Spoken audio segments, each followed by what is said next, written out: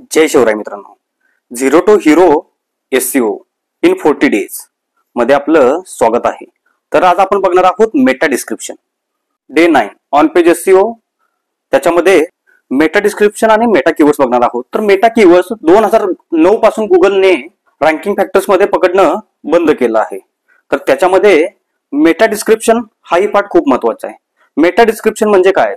Summary of pages, जेही तुमचं वेबसाईटमध्ये content आहे त्याचं समरी किती कॅरेक्टर मध्ये, तर 165 कॅरेक्टर मध्ये काय करतो आपण, डिस्क्रिप्शन लिहितो. तर त्याला आपण काय म्हणतो, मेटा डिस्क्रिप्शन म्हणत असतो. तर त्याचा नो इम्पॅक्ट इन रँकिंग.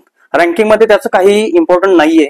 पण जसं तुम्ही मेटा टायटल, मेटा डिस्क्रिप्शन आणि मेटा URL हे पार्ट्स महत्वाचे असतात. मेटा डिस्क्रिप्शन कुठे दिसतं, तर मेटा डिस्क्रिप्शन तुमचं जे हे मेटा टायटल आहे याच्या खाली जोही कंटेंट दिसतो, समरी ऑफ कंटेंट म्हणजे तुमचं वेबसाईट आहे त्याच्या कंटेंटची समरी, त्याला आपण काय म्हणतो, मेटा डिस्क्रिप्शन म्हणतो.